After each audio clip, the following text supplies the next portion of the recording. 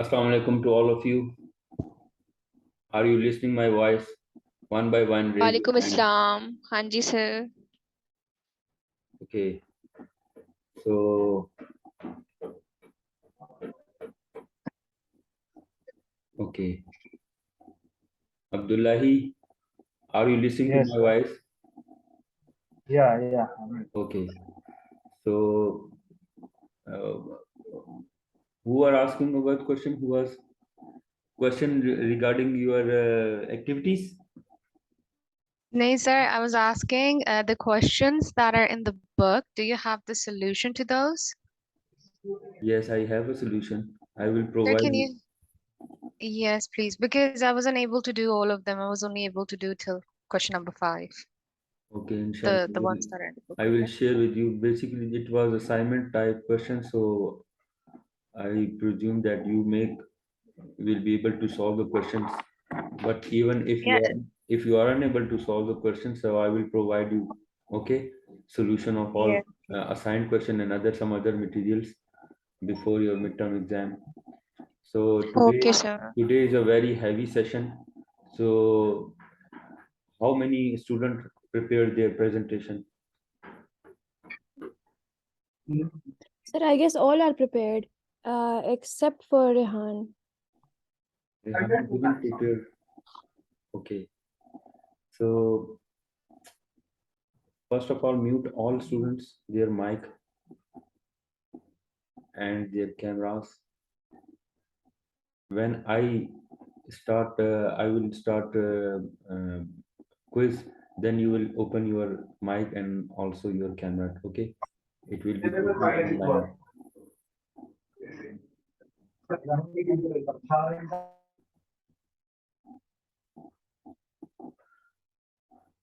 Okay, so screen is visible to you. Ji, sir. Okay, Abdullah Deen, your mic is on. Please mute your mic. Abdullahi, your camera. Sir, can you hear me? Okay, Abdullah Deen. Yes, sir. My mic is on.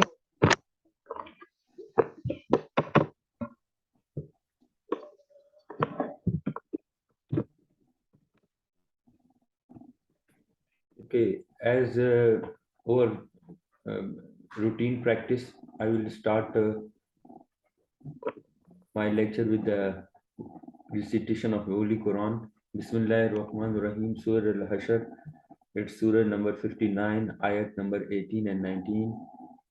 Ya ayyuhallazina amanu ittaqullaha wa la tanzur nafsun ma qaddamat lighad wattaqullaha innallaha khabirun bima ta'malun wa la takunu kallazina nasullaha wa ansahum anfusahum ulaika humul fasiqun. तर्जुमा इसका यह है, पहली आयत का, ए ईमान वालो तुम अल्लाह से डरते रहो और हर शख्स को चाहिए कि वो हर शख्स को देखते रहना चाहिए कि उसने कल यानी कयामत के लिए आगे क्या भेजा है, और तुम अल्लाह से डरते रहो, बेशक अल्लाह उन कामों से बाखबर है जो तुम करते हो। 19 आयत में क्या है, और उन लोगों की तरह ना हो जाओ जो अल्लाह को बुला बैठे, फिर अल्लाह ने उनकी जानों को उन्हीं से बुला दिया कि वो अपनी जानों के लिए ही कुछ भलाई आगे भेज देते, वही लोग नाफरमान हैं। सदक़ल्लाहुल अज़ीम। अल्लाह ताला हमें नेकी के काम करने की तौफीक अता फरमाए। हमारा आज का जो लेक्चर है वो है वर्किंग कैपिटल मैनेजमेंट के हवाले से।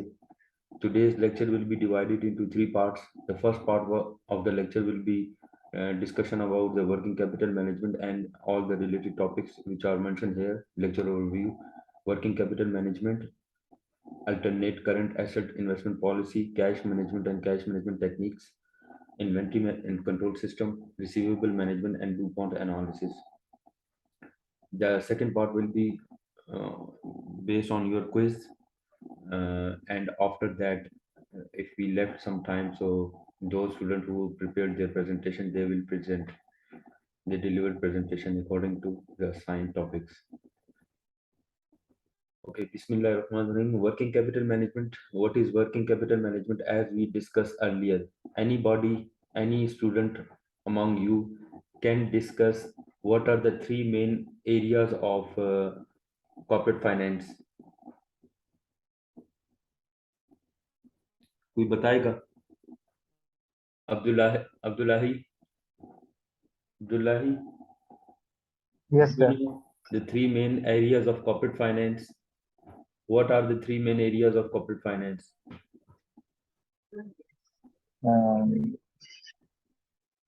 If you know, so discuss with us. If you don't know, so you can openly discuss that. I can't elaborate.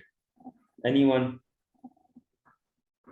Capital budgeting, capital structure, and working capital. Shabash, well done, Rizwana.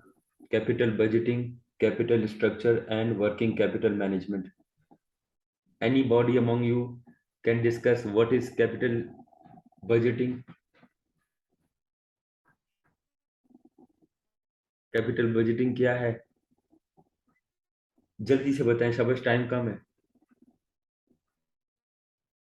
Sadia है? Sadia CR, Sadia absent है? अरे नहीं मैं हूँ इधर। अच्छा, तो अरे आप हैं तो अरे आप बताएं ना। Working capital Do you know management. about, जो आपने बताया था that was like current assets minus current liabilities. No, I'm not asking about working capital. I'm asking question about capital budgeting. Do you know? Oh, sorry. Informally बता दें, Yes. खैर है। Capital budgeting. Ji, It's like यहाँ budget करते हो Inflows बनाते and हो। outflows. जी बेटा, कौन बताएगा? चलिए, जो जिसको आता है वो बता दे। Sir, capital budget. जी making बेटा, decisions about the long-term investments of a company. शाबाश। Making decision long term investment of a company, asset के लिए जो हम बजट्स करते हैं for research and development for new market share, ठीक है ना? तो उसके लिए हम कैपिटल बजटिंग करते हैं। कैपिटल स्ट्रक्चर हमारा नेक्स्ट आफ्टर मिड टर्म होगा discussion. Okay Abdullahi, we will discuss capital budget, capital structure after the mid term exam, and in before midterm we have discussed capital budgeting techniques, cost of capital, and now the second part of corporate finance area is working capital. So working capital is basically difference between the current assets and the current liability, and current assets and current liability. So there are two concepts behind working capital. Number one is net working capital, and number two is gross working capital. ठीक है, दोनों नजर आ रहे हैं ना आपको? Yes, sir. Excuse me. जी बेटा। And there's a student who's asking if you could take the quiz now because he has to go somewhere. बिलालूदी पूछ रहे हैं अगर आप अभी क्विज ले सकते हो तो। नहीं, अभी मैं नहीं ले सकता। अगर किसी ने अभी क्विज देना है तो ठीक है, किसी ने वो करना है तो फिर मैं बाद में उनको फिर एडजस्ट कर लूंगा। अभी मैं क्विज नहीं ले रहा अभी, क्योंकि उसकी वजह ये है बिकॉज वी डोंट नो कि नेक्स्ट वीक लेक्चर होगा कि नहीं होगा। नेक्स्ट वीक का जो एम्बिग्यूटी है, और हमारे पास ये टॉपिक है फाइनल, जो टॉपिक कंप्लीट करना है, हो सकता है क्विज ना भी हो। मेरी बात समझ तो रहे हैं? बड़ी कंफ्यूजिंग बात है वैसे बच्चों के लिए। उसकी वजह ये है, ये क्विज से ज्यादा ये कॉन्सेप्ट कंप्लीट करना है, और फिर हमारे ये कॉन्सेप्ट कंप्लीट होंगे तो आपका मिड टर्म का एग्जाम वो होगा, फाइनलाइज होगा, क्योंकि यूनिफॉर्मिटी होनी चाहिए, सिमिलरिटी होनी चाहिए तमाम ग्रुप्स में। तो हमारा तो अल्हम्दुलिल्लाह as per over course outline जो है वो चल रहा है, लेकिन ये टॉपिक आज का कंप्लीट करेंगे तो क्विज लेंगे, ठीक है? Okay sir, okay. जो स्टूडेंट नहीं दे सकता उसके लिए खैर है, फिर मैं कोई और रास्ता निकालता हूँ। अच्छा, नेट वर्किंग कैपिटल जो है is basically the difference between current assets minus current liability. Capital working capital की जो डेफिनेशन है, बाय डेफिनेशन वर्किंग कैपिटल की, वो यही है कि current assets minus current liability, तो इसको हम नेट वर्किंग कैपिटल कहते हैं। लेकिन इसमें एक और कॉन्सेप्ट भी है, वो ग्रॉस वर्किंग कैपिटल है। ग्रॉस वर्किंग कैपिटल बेसिकली क्या है? The firm investment in current assets like cash, marketable security and receivable and inventory. यानी इसमें चार चीजें हैं। नेट वर्किंग कैपिटल में तमाम करंट एसेट्स की बात की गई है, जबकि ग्रॉस वर्किंग कैपिटल में 4 एलिमेंट्स हैं। कौन कौन से एलिमेंट्स हैं? Cash, marketable securities, receivables and inventory. जब हम अकाउंटेंट अकाउंटेंट्स की पॉइंट ऑफ व्यू से बात करते हैं तो हम नेट वर्किंग कैपिटल लेते हैं। Accountants means those people who record the daily business operations. Whenever we discuss about the net working capital, this means we are who are interested to know the net working capital, accountants who manage the daily books of accounts. तो हम उनके लिए करते हैं, which is the same definition, the dollar difference between the current assets and current liability. So when we talk about the financial analyst, on the other hand, so they focus on the gross working capital, because it does make sense the financial manager to involve with providing the correct amount and of current assets. Means जो financial analyst होते हैं, they focus on the most liquid assets and the most important liquid assets like cash, account receivables, inventories, marketable securities. They are the most liquid assets. So financial analyst के point of view से देखें तो हमारे पास gross working capital को मद्देनजर रख देते हैं। सर एक्सपेंसेस और ये प्रोक्यूरमेंट वगैरह जो है, सैलरीज वगैरह, ये कौन हैंडल करेगा इनमें से? देखिए बेटा, जो एक्सपेंसेस है ना वो वर्किंग कैपिटल में नहीं आता। वर्किंग कैपिटल में जब हम बात करते हैं तो हम सिर्फ लाइबिलिटीज की और एसेट्स, करंट एसेट्स की जो within a year utilise हो रहे हो और विद इन अ ईयर पे करनी हो, उनकी बात करते हैं वर्किंग कैपिटल में, ठीक है ना। तो सर एक्सपेंसेस तो विद इन ईयर ही होंगे ना सर, लाइक कहते हैं मंथली भी होते हैं, फिर ईयर वाइज भी होते हैं, कॉन्ट्रैक्ट्स वगैरह जो होते हैं, जी जी कुछ ईयरली कॉन्ट्रैक्ट्स होते हैं, तो वो एक्सपेंस में नहीं आएंगे इसका मतलब वर्किंग कैपिटल में, कि किसी सॉफ्टवेयर की सब्सक्रिप्शन ली हुई हो या कोई प्रोडक्ट ली हुई हो ऐसे? एक्सपेंस किस वक्त होता है, do you no sir year and पे होता है आई थिंक नॉर्मली। उस एक्सपेंस उस वक्त बनता है when you utilize the services and you pay for it, तो वो एक्सपेंस बन जाता है।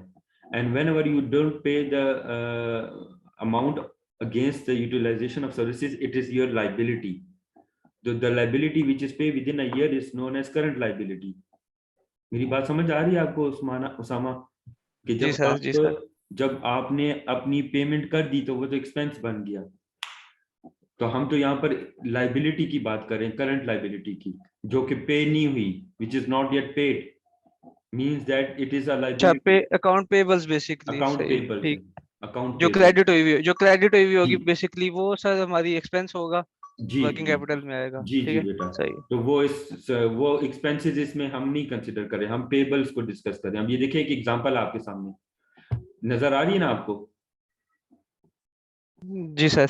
जी अच्छा बेटा, मुझे ये बताएं कंपनी का क्या नाम है? S company. S company has the following selected assets and liabilities. ये एसेट्स भी गिवन है, लायबिलिटीज भी गिवन है। मुझे आप में से कोई एक बताएगा, शाबाश। Asfandyar is here. असफंदियार है? Yes sir. असफंदियार बेटा, मुझे बताएं आप कि इसमें कौन कौन से करंट एसेट्स हैं और कौन कौन से करंट लायबिलिटीज हैं। शाबाश मेरे बच्चे। सर कैश एसेट है। शाबाश। अकाउंट्स रिसीवेबल जो हैं ये भी एसेट है। शाबाश। इन्वेंट्री एसेट है। मशीनरी एसेट है। ठीक है। लॉन्ग टर्म इन्वेस्टमेंट जो है सर ये लायबिलिटी है। लॉन्ग टर्म इन्वेस्टमेंट लायबिलिटी नहीं होती। लॉन्ग टर्म इन्वेस्टमेंट्स, जिस आपने मशीनरी खरीद ली लॉन्ग टर्म में, लॉन्ग टर्म इन्वेस्टमेंट मीन आपने बॉन्ड्स ले लिए, सेविंग अकाउंट खोल लिया। बिल्कुल सर। जी आगे शाबाश। कोई और भी साथ साथ बताना चाहे?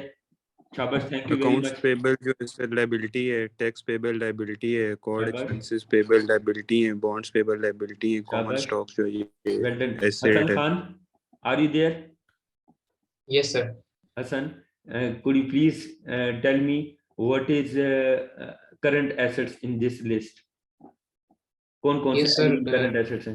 What are current Sir, assets? cash, accounts receivable, शाबाश। Cash, account receivable Inventory. and inventory. So all the students Yes, are sir. requested to list down cash, account receivable and inventory. inventory. शाबाश। सारे students जो हैं वो इसको list down करें। शाबाश। अब देखें इसमें कौन कौन से हैं। कैश नंबर 1 करंट एसेट्स मैं लिख रहा हूँ। करंट एसेट्स नजर आ रहा है? मार्कर मेरा रस्सी को, Yes, sir. ठीक है। करंट एसेट्स है, करंट एसेट्स तो में सबसे बैलेंस पहले शीट कितना बनाना है इसको? जी जी इधर आपने लिखना है कैश। कैश यहाँ पर कितना है? $10,000। अकाउंट रिसीवेबल पूरा आप लिख लें, मैं यहाँ पर सिर्फ अकाउंट रिसीवेबल $30,000। और थर्ड है इन्वेंट्री। इन्वेंट्री कितनी है? $42,000। मशीनरी फिक्स एसेट है, लॉन्ग टर्म इन्वेस्टमेंट फिक्स है, पेटेंट्स लॉन्ग टर्म है, तो ये तीनों नहीं आएंगे, तीनों को जमा कर लें। 1 2 3 जीरोस हो गए, 2 4 और 8 $82,000।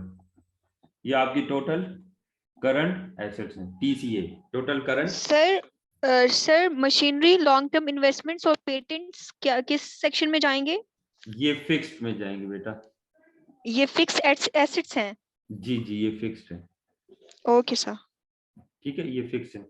तो आपने ये नोट डाउन कर लिया। अब आपने Yes, इसमें से current liabilities, ji sir.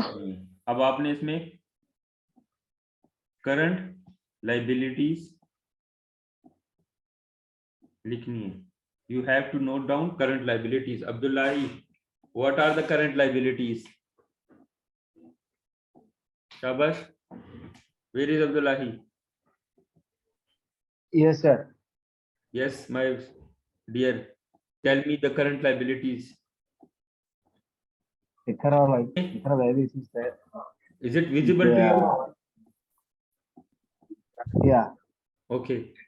So current liabilities are number 1, account payable. Payable. Taxes payable? Shabash. Taxes payable.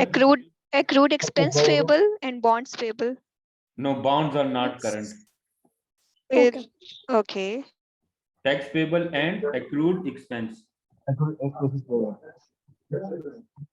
So write down the amount against each head. Account payable is $12,000. 20,000. Note Taxes payable, payable 3,000. accrued payable is 3,000. $5,000. Tax payable, sorry, $3,000. Accrued expenses And 5,000. accrued expense are 5,000. $5,000. 5,000. So Add all total three. 40,000. So 20,000.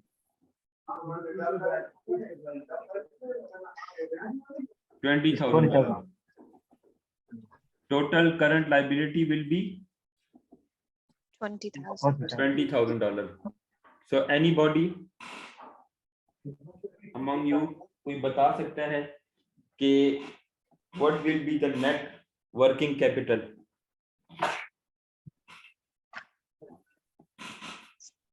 62,000. शाबाश, 62,000, ठीक है ना? The net working capital will be 62,000, which is difference between the net working capital is the difference between total current assets minus total current liability. So $82,000 minus $62,000, which is $20,000. No sir. Sir, 82,000 minus 82,000 minus 20,000, right? शाबाश शाबाश शाबाश। ये किसने बताया? मैंने और खुदा ने सर। हुदा ने और आप रिजवाना ने बताया। Well done. मैंने कहा सोए हुए हैं। सर मैं भी बोलने लगा था लेकिन इन्होंने पहले बोल दिया। सोए मेरा हुए माइक हैं। बंद हो गया था। शाबाश। मैंने कहा सोए हुए हैं सारे। लेकिन ये अच्छी बात है कि ये सोए हुए नहीं है, उठे हुए हैं। अच्छा, अंडरस्टैंड? तो ये कितना आसान सा क्वेश्चन है, आपके सामने वैल्यूज दी होंगी, आपको थोड़ा सा कंफ्यूज करने के लिए you will be given values और heads and you have to collect information relevant to your question. मतलब क्वेश्चन में जो आपके है which is total current assets and total current liability.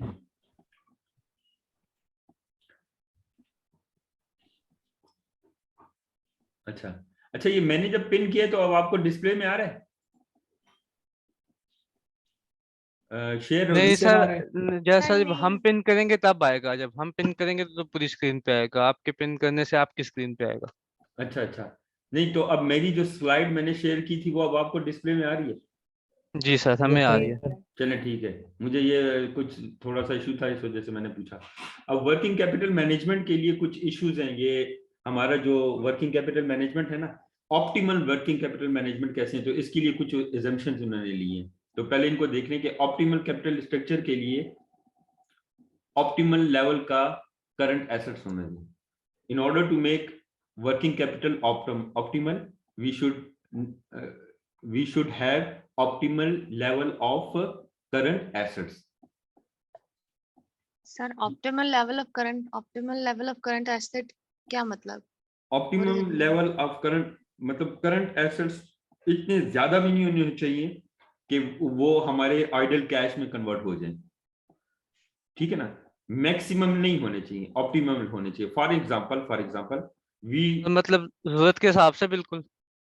मैं बताता हूँ, देखिए हमें let's take an example. If a company has total current assets $5 billion उनकी है, and their liability is $1 billion, ठीक है।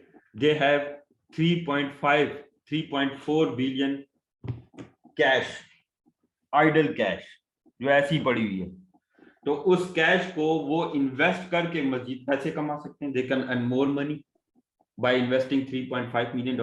मैंने आपको जो एग्जांपल दी कि if a firm, let's say Dell Corporation, Dell company है, Dell को has a $5 billion, उनके पास $5 billion है, $5 billion, and in this $5 billion they have a liability of 1.5 billion.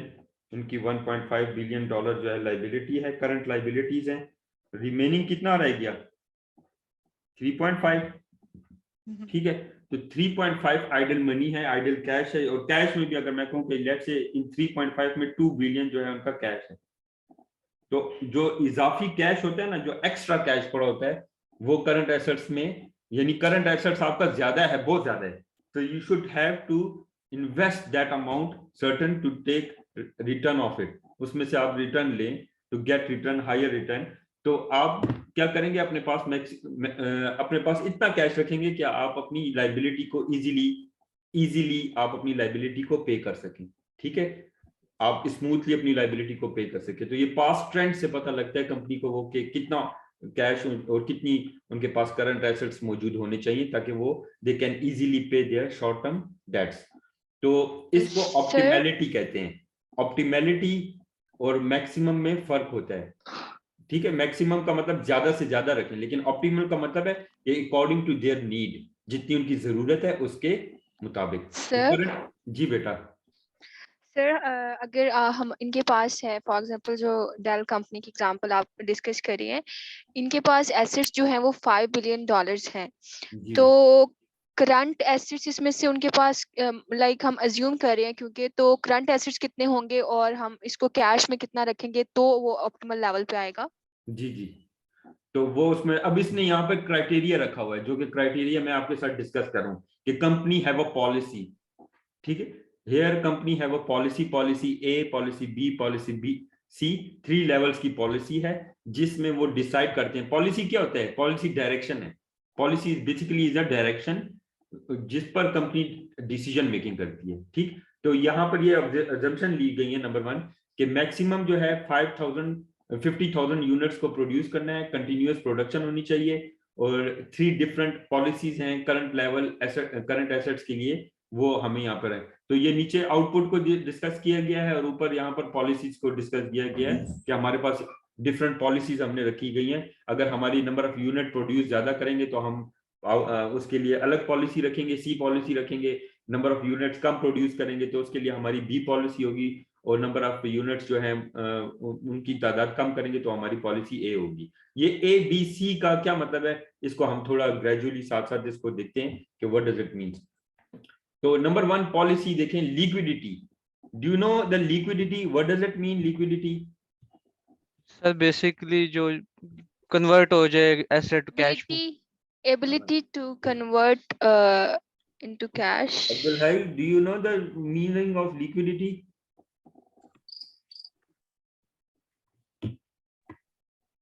Are you there? Abdul, hi. Abdul, hi. Yes, sir. Yes, Okay. sir. Do you know the meaning of liquidity? Liquidity What, means sir? quickly and easily convertible into cash. What does it mean? Is the availability of liquid asset market document. Quickly and easily convertible into cash. So liquidity analysis, the company has three policy.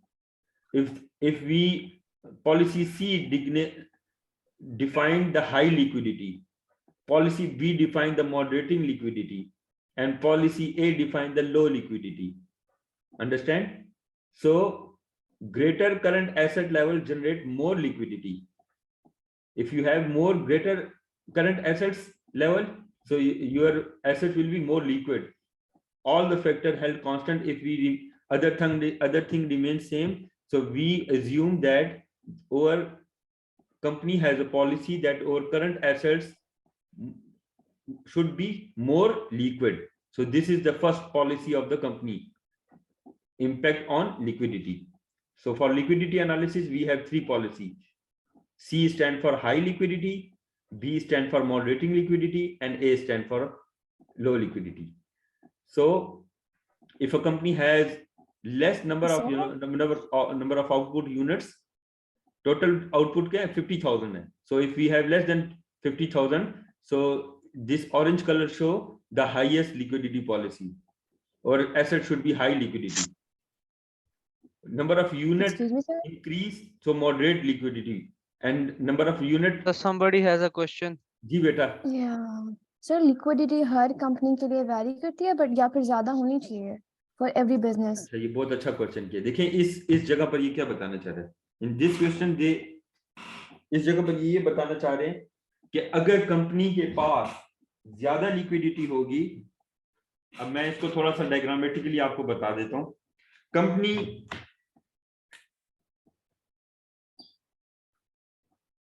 ये क्या है 50,000 units हैं. This is the output 50,000 and here 25,000 इसकी optimal production है. तो अगर company के पास unit की प्रोडक्शन कम होगी तो उसकी लिक्विडिटी ज्यादा होगी. ठीक है. अगर यूनिट ज्यादा प्रोड्यूस करेंगे तो लिक्विडिटी उसकी क्या होगी, कम होगी. और ज्यादा प्रोडक्शन करेंगे तो लिक्विडिटी उससे भी कम आएगी. इसका मतलब यह है कि कंपनी की पॉलिसी सी बी ए का ये मतलब है कि अगर liquidity, if the liquidity of the product is higher, तो जितनी वो प्रोडक्शन करेगा उसका वो जो कर्व है वो पॉलिसी सी यानी उसकी लिक्विडिटी क्या होगी, हाई रहेगी. और अगर उस प्रोडक्ट की प्रोडक्शन ज्यादा कर रहे हैं, अपनी ज्यादा प्रोड्यूस कर रहे हैं और वो कम बिक रहा है, तो उसकी पॉलिसी बी अपनाएंगे, लिक्विडिटी मॉडरेट होगी. और जो थर्ड वन है वो लिक्विडिटी क्या है, लो है, लो लिक्विडिटी. मिसाल के तौर पर एक कंपनी है, फॉर इंस्टेंस आपके सामने मैं एग्जांपल लेता हूं पेल कंपनी की. पेल इलेक्ट्रॉनिक इक्विपमेंट्स प्रोड्यूस करते हैं. तो जब वो ज्यादा नंबर ऑफ यूनिट प्रोड्यूस करेंगे तो स्टोर रूम में, और क्योंकि वो इतना लेस लिक्विड एसेट है, जल्दी से कन्वर्ट नहीं होता कैश में. लेकिन आप फास्ट मूविंग कंज्यूमर गुड्स को अगर if you take example of fast moving consumer goods, fast moving consumer goods means grocery करने जाते हैं तो डेली यूटिलाइजेशन वाले प्रोडक्ट्स होते हैं, डेली यूटिलाइज कंज्यूम करने के जो प्रोडक्ट्स हैं, बिस्किट है, स्नैक्स हैं, इनकी लिक्विडिटी ज्यादा होती है, जल्दी कन्वर्ट हो जाते हैं कैश में. तो ये आप जितने ज्यादा प्रोड्यूस करें तो कंपनी की क्या पॉलिसी होगी, हाई लिक्विडिटी है इसकी. लेकिन ऐसी प्रोडक्ट जिस गाड़ियां होगी, automobile, it will take time to sell. अच्छी वेल नोन कंपनी है तो उसमें शायद थोड़ा जल्दी बिक जाए, लेकिन जो आम कंपनीज हैं उनकी प्रोडक्ट देर से बिकती हैं. तो यहाँ पर लिक्विडिटी को एज अ पॉलिसी रखा गया है. नंबर 1 उसकी एजम्पशन में लिया गया है. दूसरे नंबर पर इसमें जो प्रॉफिटेबिलिटी को लिया गया है. सर जी बेटा. सर लिक्विडिटी का आप जो बता रहे हैं कि तो सर ये कमोडिटी पे डिपेंड कर रहा है. तो मतलब अगर जिस तरह से आप बता रहे हैं कि अगर प्लान सी हम ले रहे हैं और अगर हमारे पास पेल की है, तो सर उसमें हमारे पास लिक्विडिटी का जो वो है क्या कहते हैं वो हाई है या कम है? जी जी, मैं आपकी बात समझ गया हूँ। देखिए, अगर आपकी प्रोडक्ट की, if your product is very liquidate, converted into cash quickly, easily, तो पॉलिसी कौन सी होगी फिर? हाई वाली होगी ना। You will take high liquidity policy. लेकिन सी वाला जो था, लेकिन अगर आपकी प्रोडक्ट की कम है लिक्विडिटी की, तो फिर कौन सी पॉलिसी लेंगे? आप लेंगे मॉडरेट पॉलिसी लेंगे। पॉलिसी का मतलब है you have to take decision on basis of predefined rules and regulations. You have to take decision, पहले से आपने कहा है कि अगर मेरी प्रोडक्शन ज्यादा होगी तो मैंने ये वाली पॉलिसी अपनानी है। ये ना हो कि मेरे पास इन्वेंट्री पड़ी रहे और मैं प्रोड्यूस करता रहूं और इन्वेंट्री मेरे पास मौजूद रहे। स्टॉक जो हमारा स्टोर रूम है उसमें इन्वेंट्री पड़ी रहे और वेयर हाउसेज में इन्वेंट्री पड़ी रहे और आप प्रोड्यूस। तो सर ये डिपेंडिंग ऑन द प्रोडक्ट होगा, ताकि उसके हिसाब से ग्राफ जो है वो चेंज होता रहेगा, या पॉलिसी? तो इसमें वर्किंग कैपिटल मैनेजमेंट में मेरे बेटे बात उसने ये क्या की है कि सबसे पहली चीज आपने क्या मद्देनजर रखना है? लिक्विडिटी को। सबसे बुनियादी चीज क्या रखनी है? जो फर्स्ट एजम्पशन है वो लिक्विडिटी को रखना है। अंडरस्टैंड? वो अब प्रोडक्ट वेरिएट करती है, प्रोडक्ट डिफरेंशिएट करती है, वो अलग डिस्कशन है। लेकिन आपने सबसे पहले पॉलिसी मेकिंग के लिए क्या चीज रखनी है वर्किंग कैपिटल मैनेजमेंट में? लिक्विडिटी, जिसका इंपैक्ट पड़ता है। दूसरे नंबर पे एक्सपेक्टेड इंपैक्ट किसका पड़ेगा? प्रॉफिटेबिलिटी का। ठीक है, तो optimal current amount of current asset को रखने के लिए दूसरी चीज हमारी है प्रॉफिटेबिलिटी, कि बिजनेस कितने प्रॉफिट जनरेट करते हैं। तो प्रॉफिटेबिलिटी के लिए हमारे पास 3 तरह के फार्मूले हैं। कौन कौन से फार्मूले हैं? प्रॉफिटेबल रिटर्न ऑन एसेट है, रिटर्न ऑन इन्वेस्टमेंट है। ठीक, तो return on investment mean return यानी आपका net profit divide by total asset. ये रेशो है। Return on investment basically is the ratio of your profit divide by total asset. जितने आपके एसेट्स हैं उन पर आप उसको डिवाइड करें प्रॉफिट को।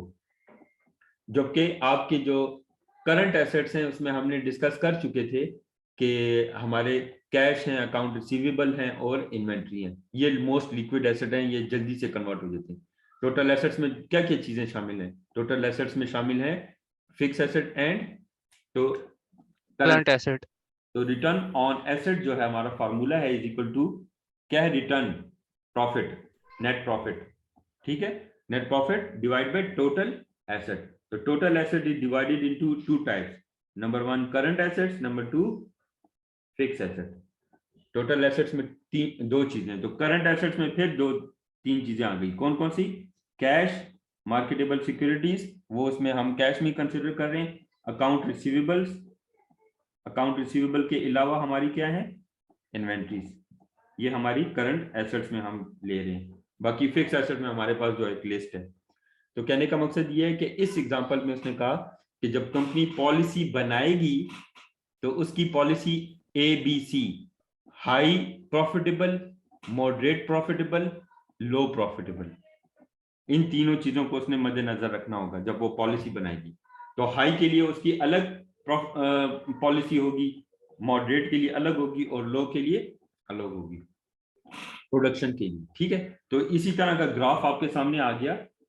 ठीक, और for policy A is for low profitability, policy B is for moderate and policy C is for high profitability. In order to generate high profitability, कितना इंपॉर्टेंट है देखें, in order to generate high profitability you have to take C, you have to take policy C, और C में क्या है? ज्यादा production करना। जितनी ज्यादा प्रोडक्शन करोगे उतनी आपकी जो पॉलिसी C है वो आपकी अडॉप्ट होगी। ठीक, तो यहाँ पर 3 तरह की प्रॉफिटेबिलिटी के पॉइंट ऑफ व्यू से 3 तरह की पॉलिसी बनी। नेक्स्ट है, ये पॉलिसी मैं बता चुका हूं। नेक्स्ट इसके बाद है रिस्क फैक्टर। तीसरा जो फैक्टर है वो क्या है? रिस्क फैक्टर है। You know very well the trade-off between investment trade-off मैंने आपके साथ डिस्कस किया था ना? Do you remember investment trade-off? What is investment trade-off? Yes, sir. Risk and return का जो relationship है। जी। Anybody can discuss what Higher is the risk, the higher the relationship risk. जितना between risk ज्यादा and risk return? होगा उतना Yes. ज्यादा return. Higher return. शाबाश। जितना ये रिस्क फैक्टर है और ये रिटर्न फैक्टर है। तो आपका रिस्क बढ़ने के साथ साथ आपका रिटर्न भी क्या होता है, इंक्रीज करता है। ठीक, तो there is a direct relationship between the risk and return. There is a direct relationship between risk and return. तो रिस्क एंड रिटर्न का भी एक direct relationship. Decreasing cash reduce the firm's ability to meet its financial obligation. Cash आपके पास कम होगा तो आपका risk factor बढ़ जाएगा। If you have shortage of cash you are unable to pay your short term debts. ठीक है, तो आप अपनी क्रेडिट पॉलिसी को क्या करते हैं, स्ट्रिक्ट करते हैं। नंबर 2 कि you if you want to sell your product so you take restrict credit policy. Account जो रिसीवेबल है उसको आप सख्त रखते हैं। Account anybody can elaborate what is mean by term, TERM। Sir duration. शाबाश। Do you know what is mean by term? Sir duration. जी duration, duration ही है, लेकिन टर्म का मतलब क्या हुआ बिजनेस में? टर्म का क्या मतलब है रिजवाना बेटा? Short term, long term. Sir period of investment. कितने Sir, टाइम के period अंदर आपको रिटर्न आ रहा है? Time period. शाबाश। बेसिकली टर्म जो है TERM in accounting and finance means N/30, N/30 यानी N/30 क्या है कि आपने नेट पेमेंट करनी है 30%। इफ यू पे, ये टर्म बेसिकली से है ना कि 2/10 N/30। इफ यू पे इन 2 days you will get 10% discount. If you will pay in 7 days you will get 5% discount. अक्सर कहते हैं ना आप, this is the credit policy of a company. If they want to strict credit policy कि मैं आपको credit पे cell करता हूँ, I would like to sell in credit but you have to pay in 10 days. If you pay in 10 days I will give you 2% discount. If you pay in 14 days I will give you 1% discount. ठीक है ना, तो discount factor इसमें आ जाता है terms में। तो company की 3 पॉलिसी है। Number 1 decreasing the cash. Decreasing the cash reduce the firm ability to pay, reduce the firm to meet its obligation, financial obligation, to pay their short-term debts. Restrict the credit policy means reduce your receivables. You mostly sell on cash. And third, lower the inventory level means that कि आप अपने stock में अपने पास कम inventory रखते हैं। So there are 3 options, there are 3 assumptions while you take the risk factor. Risk factor को मद्देनजर रखते हुए 3, तो ये कंपनी की 3 तरह की पॉलिसीज हैं जो वो अडॉप्ट करती है। ठीक, तो इस पॉलिसी के मुताबिक भी देखें तो उन्होंने कहा A stand for low, B stand for moderate and C stand for higher. तो risk increase as the level of asset are reduce. Level of assets are reduce so risk factor increase करता है। तो there is a relationship between the risk factor and the level of asset जो कि business own करता है। जितना business के पास asset होगा